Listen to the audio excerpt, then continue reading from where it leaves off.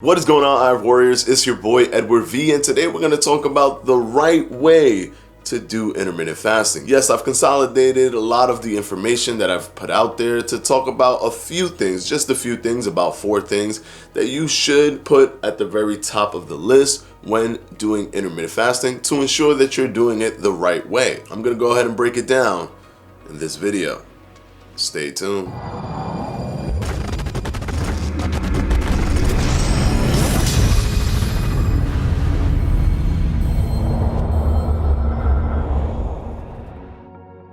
Alright guys, quickly before we start, this video is brought to you by yours truly, Fledge Fitness and the Fledge Fitness Jump Rope. If you haven't gotten yours yet, what are you waiting for? It's only $16.50, and with the aluminum handle design for the ergonomic fit and the swivel design, you can't go wrong with the Fledge Fitness Jump Rope. The link will be down in the description, or you can click on the top right hand corner. And of course, as always guys, thank you for your support. Now let's go ahead and jump right into the video. Okay, so it's going to be about 4 things that I'm going to talk about in this video. Of these 4 things, if you follow them, you can increase your chances of success if you're having any trouble, any resistance with using the intermittent fasting protocol. So now let's go ahead and start with number 1. Do not eat during your fasting time. Now, for maybe 80% of you out there, this should be a no-brainer because you are fasting, so you should not be eating. But for the other 20%, this may come as news to you because there are protocols out there like the 5-2 diet or the modified alternate day fasting diet that tells you, hey, when you're fasting,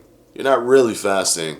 You're just eating very low calorie. So just keep that in mind. Do very low calorie when you're supposed to be fasting. That can throw a lot of people off when they're doing this protocol and it isn't working for them, because a lot of the benefits that come from intermittent fasting, that switch over element when you are now utilizing ketones instead of glucose, that comes from being in a consistent fasted state where you are not consuming anything, where you're not giving your body any opportunity to use any external sources of energy. You're just using internal sources of energy like body fat conversion, fat oxidation, beta hydroxybutyrate, ketone levels increasing using your ketone bodies. So if you want to do the 5-2 diet, go ahead. If you want to do the alternate day fasting diet, go ahead, but do them in the way that it is intended to be done without consuming any calories at all during the fasted time period. Trust me, if there's some type of resistance or you're not seeing results or something is holding you back and you're eating during your fasting window, you are cutting off a chunk of what makes intermittent fasting beneficial. It is being in that consistent fasted state that give intermittent fasting its inherent benefits. Don't throw it away by doing a protocol that's simply low calorie and then very low calorie. It might help you with calorie control, but it's not going to help you with the actual protocol and the metabolic switchover that you might be looking for when actually intermittent fasting by actually not eating. Now let's go ahead and talk about number 2, breaking your fast. Make sure that when you're breaking your fast, if you're having problems with like stomach pain or digestive problems because you started intermittent fasting and you're not understanding why, there's a few things to keep in mind. When you fast, your stomach relaxes itself. The bile in your stomach, the mucus lining in your stomach actually relaxes and becomes very, very sensitive because it's not digesting food. It hasn't digested food for a while. And also, your insulin is literally like on a springboard. It is waiting for glucose to come in and it's going to shoot up aggressively because you haven't eaten anything yet. Your blood sugar levels have been normalized for a long period of time. So you want to do 2 things. You want to kill 2 birds with 1 stone when you break your fast, the initial break of your fast. You want to eat foods that are easy to digest. Watery foods such as apples and bananas are easy to digest because they're not so thick, so they don't require the stomach to work so hard. So then that gives the stomach a wake-up call without being too aggressive. And if you just eat like a steak as your fast break, like instantly, that can elicit an upset stomach or digestive issue. So you want to eat something that's watery, something that's softer to get those calories in and to wake your stomach up and get the digestive system started. But also, you want to eat things that are low on the glycemic index so that your blood sugar, instead of spiking so high, it gradually goes up. Once you do that, maybe wait 10 to 15 to 20 minutes and then start getting into the normal meals that you will eat. Trust me, if you're having stomach issues because you're breaking your fast with these large meals,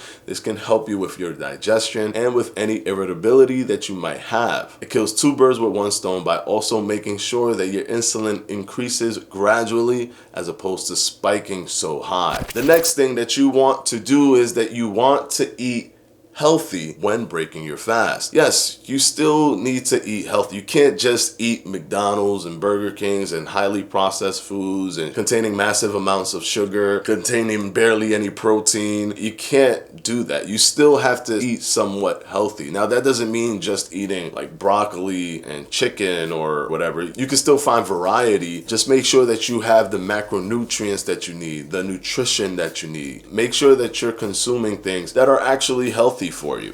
One, it's going to improve satiety, and the health benefits of eating healthy foods that carry loads of nutrition will be a benefit for you as well. I know a lot of people like to use intermittent fasting as an I can do whatever I want card, and maybe if all you're focusing on is just weight loss, then yeah, you probably can eat whatever you want because intermittent fasting is going to assist you with the weight loss. But if longevity is important to you, intermittent fasting has some elements of that, but you still have to make sure that you're eating healthy to create the best scenario for you for things like building muscle, for just staying healthy, for sleep. Eating healthy is the right way to do intermittent fasting. Don't use intermittent fasting as a way to just eat junk food. And the fourth and final point in how to do intermittent fasting the right way is that you want to time your meals conveniently to your lifestyle. Instead of saying, well, this study's telling me I should eat at night, this study's telling me I should eat in the morning, none of that matters in the long run because the little incremental changes or differences or benefits that you would get from eating in the morning or from eating at night, it does not outweigh the convenience factor on timing your meal on a time frame that's actually convenient. This will allow you to then consistently do this over and over and over again because you strategized and you didn't just create an eating window that actually interferes with so many things within your life, like your job, family, your workouts, things like that. You want to make sure that you throw it in the perfect location. You put it in a slot like a puzzle piece, not just throwing it anywhere, because what will end up happening is that it will be easier for you to fall off the entire protocol and then restart yourself back to zero and then try to figure out a way to get back into intermittent fasting when you should have already strategized for that to begin with. Like I'm always saying in all of my videos, adherence is key. So you want to make sure that you do things that will make it easier for you to follow the protocol for the rest of your life. Now, those are the four things that you should be looking at if you feel that you are not doing intermittent fasting the right way, if you're not seeing the best results, if you're having any issues with sleep. These are the things that you should be looking at and should be checking off to make sure that you're doing intermittent fasting the right way. And of course, as always, I want to thank my patrons for my Patreon. And I'm going to go ahead and put their names right up here.